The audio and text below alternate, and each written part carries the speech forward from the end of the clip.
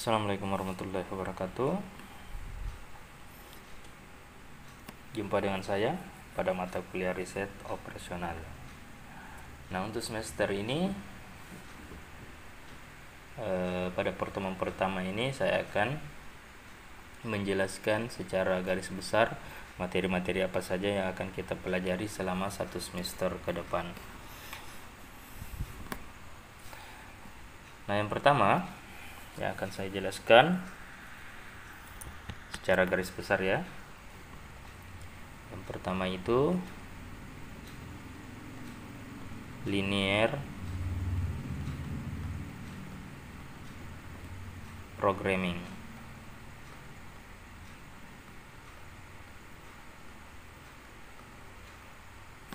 Nah, di linear programming ini ada dua metode yang akan kita pelajari.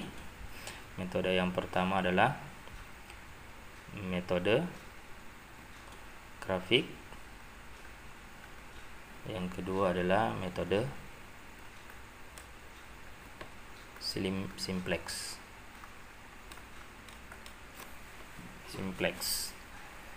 Nah, di metode grafik ini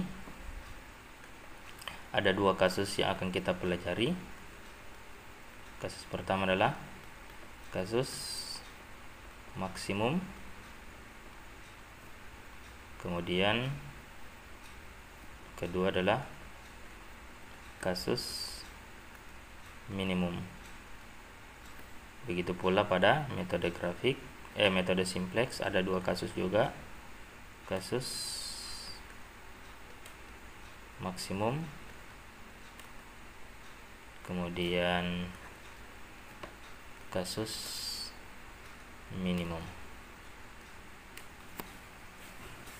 Nah, pada metode grafik, kasus maksimum dan kasus minimum ini kita dituntut untuk menentukan bagaimana caranya mendapatkan keuntungan sebesar-besarnya.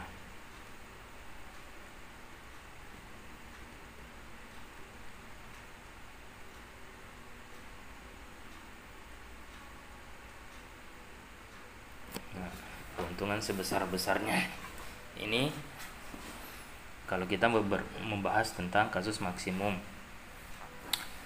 Begitu pula pada kasus maksimum di sini. Kita akan dituntut bagaimana cara mendapatkan solusi optimalnya ya, mendapatkan keuntungan sebesar-besarnya. Di kasus minimum, nah kita memperhatikan di sini fokus kita adalah bagaimana caranya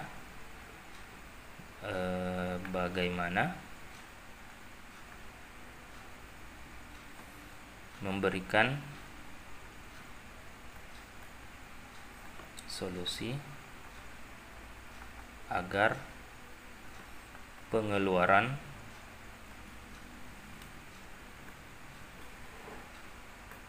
seminimal mungkin. Nah, ini seminimal mungkin.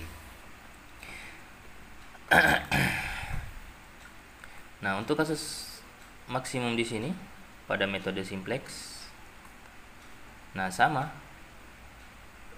tujuan kita adalah bagaimana caranya mendapatkan keuntungan sebesar-besarnya. Begitu pula untuk kasus minimum di sini, bagaimana caranya supaya kita bisa meminimalkan pengeluaran. Perbedaan antara kedua metode ini, perbedaan antara metode grafik dan metode simplex, perbedaannya kalau untuk metode grafik sini ya, metode grafik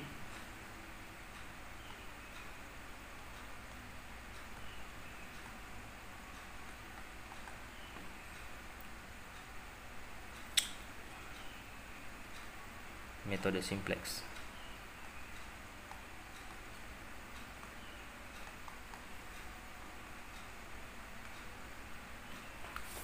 Nah, kalau untuk metode grafik itu hanya berlaku pada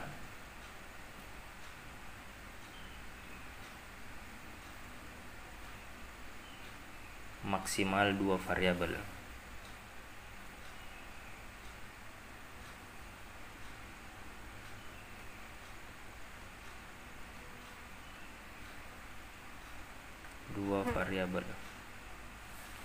Kalau untuk ini metode simplex tidak terbatas, artinya boleh lebih dari 2 variabel. Nah, kalau dikatakan maksimal 2 variabel artinya bisa 1 variabel, bisa 2 variabel. Kita kerjakan di sini ya.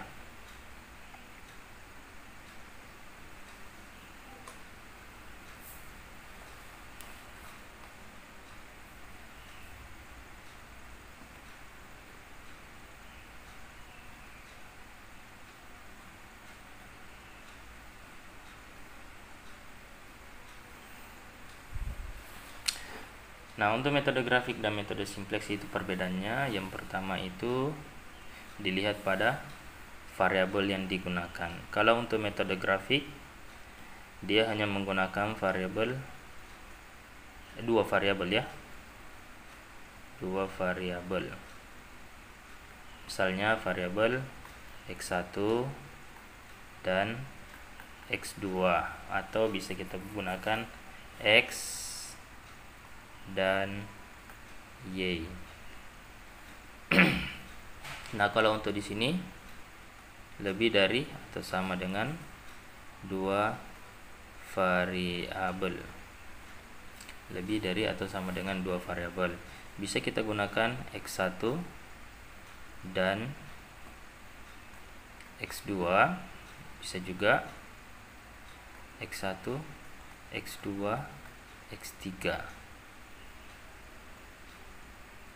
Bisa saja kita gunakan X1, X2, X3, X4, X5 dan seterusnya. Ini perbedaannya ya. Jadi untuk metode grafik itu hanya terbatas pada penggunaan 2 variabel. Adapun untuk metode simplex kita bisa gunakan 2 variabel sekaligus kasus untuk lebih dari 2 variabel. Jadi nanti kita bisa bandingkan hasil menggunakan metode grafik dengan menggunakan metode simplex pada 2 variabel. Kita bisa bandingkan solusinya. Pasti sama. Nah, ini inti untuk materi bab pertama tentang linear programming. Kemudian yang kedua,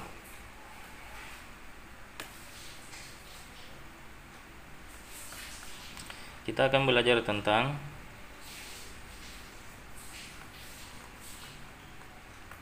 model transportasi.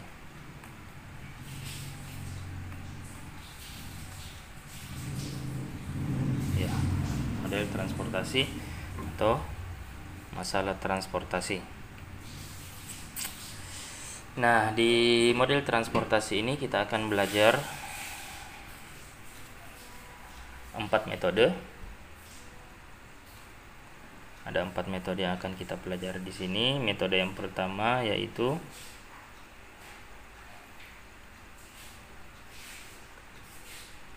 ada 4 metode ya yang akan kita pelajari. Metode yang pertama mengenai dengan metodenya namanya adalah NWC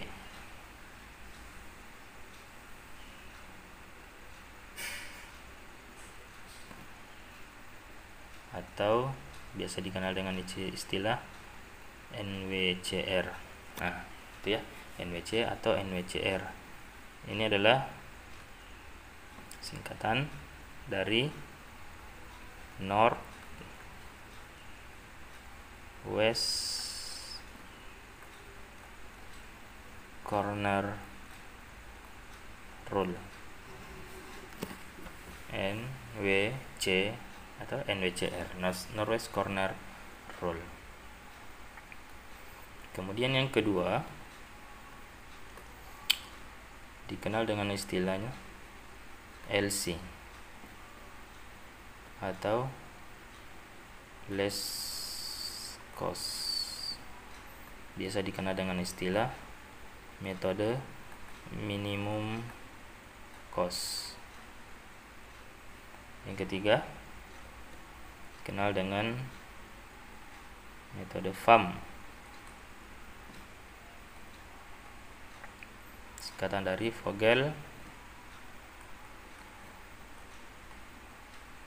Approximation Method. Oke ya, jangan bilang metode ya, tapi method. Kemudian yang keempat adalah RAM, Russell's Approximation Method. Jadi ada 4 metode yang akan kita pelajari pada model transportasi atau pada masalah transportasi.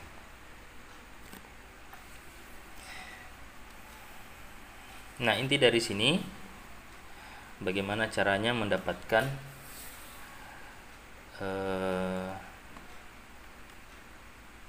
biaya transportasi seminimal mungkin. Jadi kalau contohnya ini ya hampir sama dengan jasa pengiriman ya. Jasa pengiriman, anggaplah ini sebagai JNT misalnya ya. Jasa pengiriman pertama JNT, kemudian ini kita misalkan sebagai JNE, kemudian ini sebagai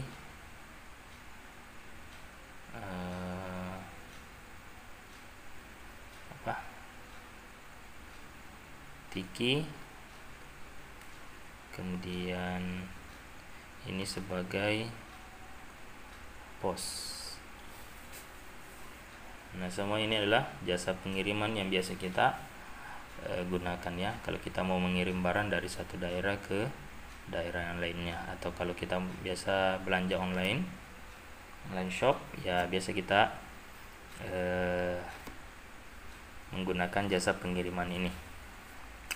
Nah, tentunya biasanya kalau kita cek yang mana ya biaya transportasi yang paling kecil, mungkin kita bisa simulasikan. Kalau saya pilih JNT, maka misalnya saya dapat biaya misalnya 33.000.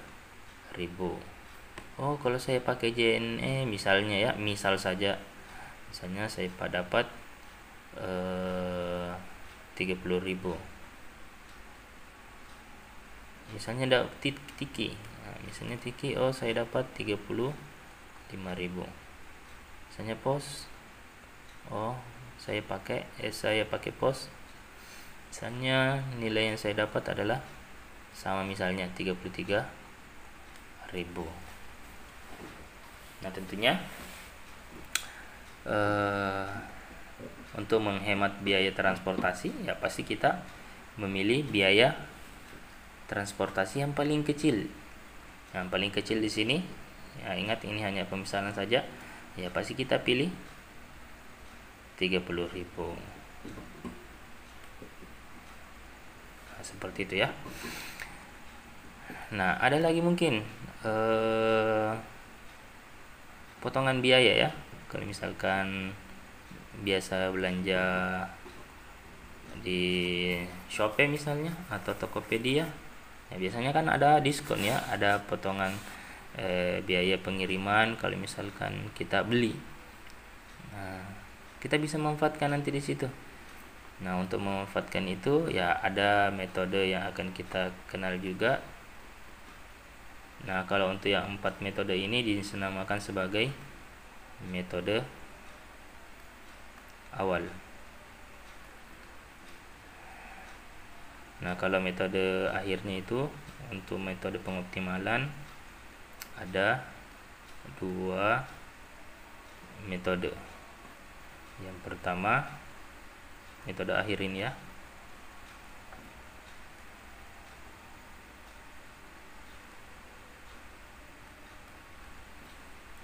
dinamakan dengan stepping stone atau metode batu loncatan istilahnya.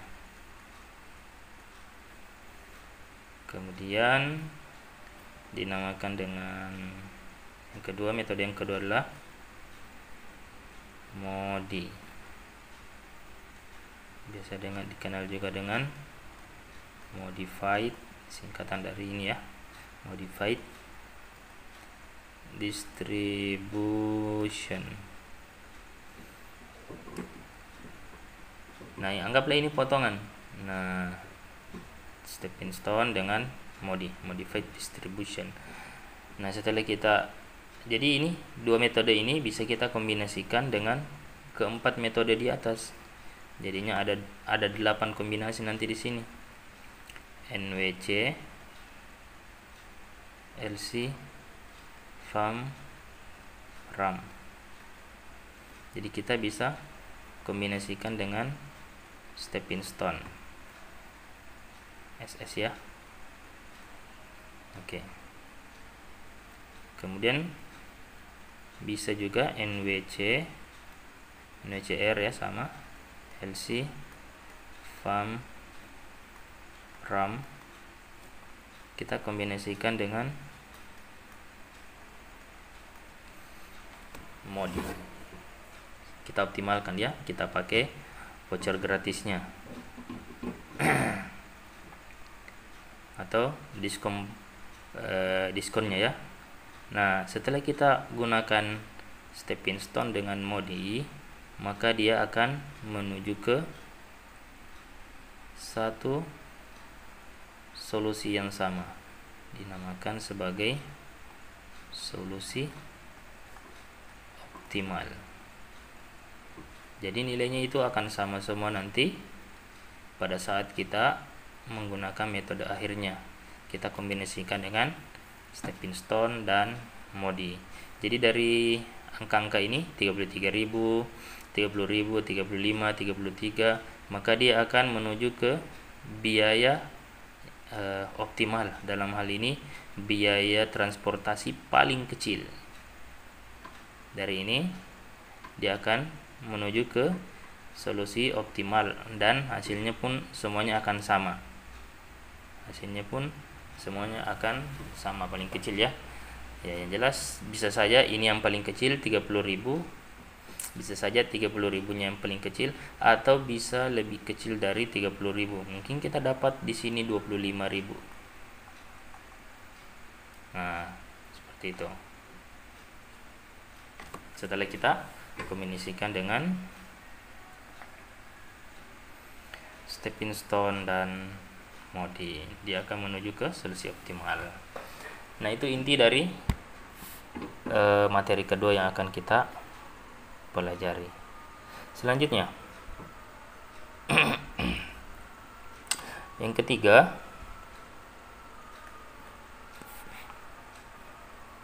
materi ketiga akan kita pelajari adalah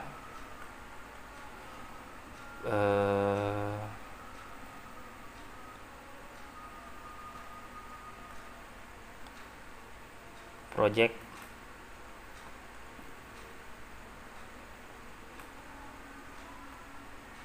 management atau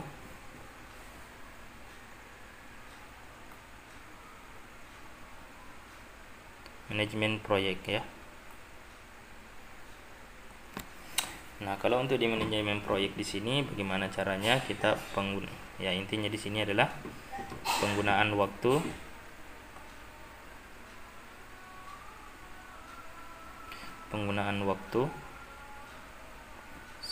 seoptimal mungkin. Oke. Nah, di sini ada dua metode yang akan kita pelajari. Yang pertama adalah CPM atau biasa dikenal dengan istilah critical path method.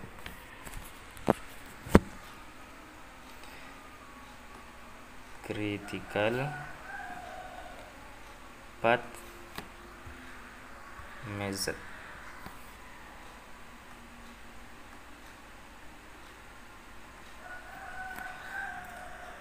Kemudian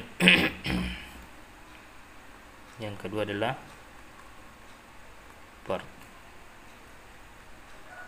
program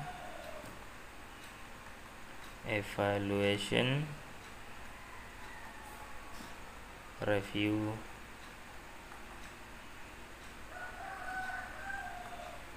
teknik.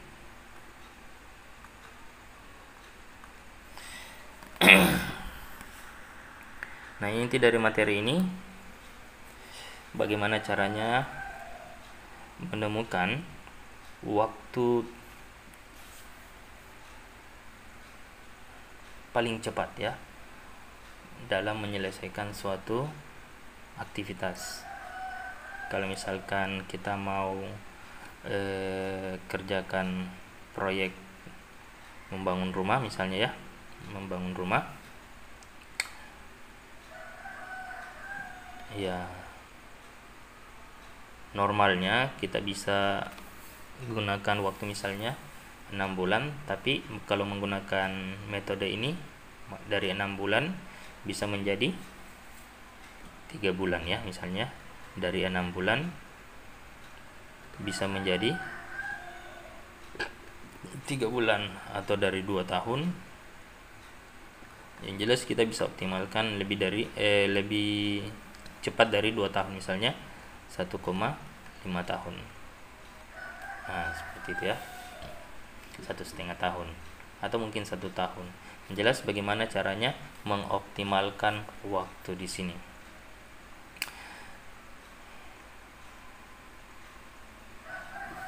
Kemudian yang atau contoh sederhananya di sini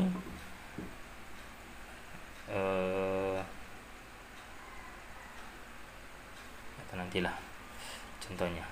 Kemudian yang terakhir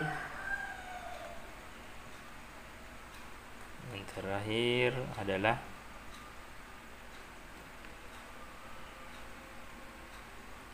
teori keputusan.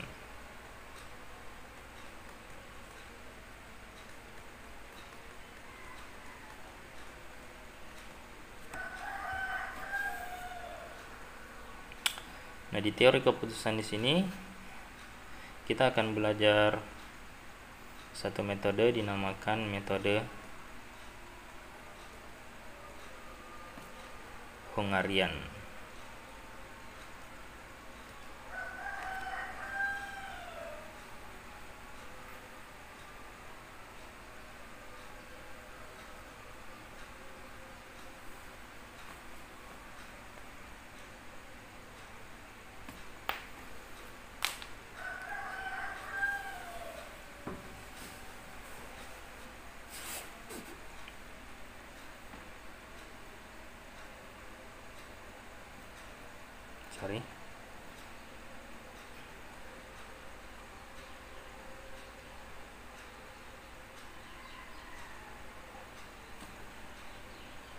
Nah, yang akan kita pelajari di sini adalah teori penugasan ya.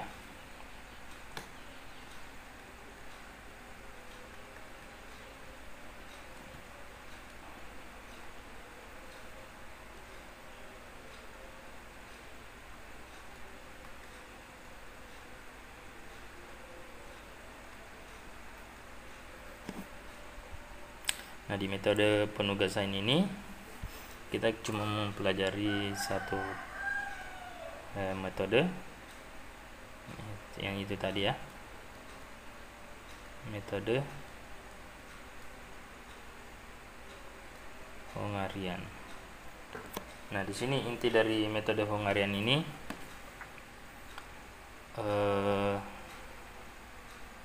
bagaimana caranya menempatkan posisi terbaik dari tiap-tiap pekerja agar bisa optimal dalam kinerjanya, bisa dimanfaatkan semaksimal mungkin kemampuannya ya, bisa tersalurkan kemampuannya dengan baik. Kalau misalkan kita punya 4 pekerja, misalnya kita punya perusahaan ada 4 orang, kedua, 3, kemudian 4. Kemudian di sini misalnya ada 4 posisi. Posisi pertama, posisi kedua, atau mesin pertama, mesin kedua, mesin ketiga, mesin keempat. Nah, yang mana sepantasnya orang pertama ini kita tempatkan, apakah di mesin pertama atau di mesin kedua atau mesin ketiga atau mesin keempat. Begitu pula untuk yang kedua, di mana posisinya ketiga dan keempat, seperti itu. Nah, cukup sampai di sini saja untuk pengenalan materi selama 1 semester ke depan. Demikian untuk materi kali ini. Cukup sekian. Assalamualaikum warahmatullahi wabarakatuh.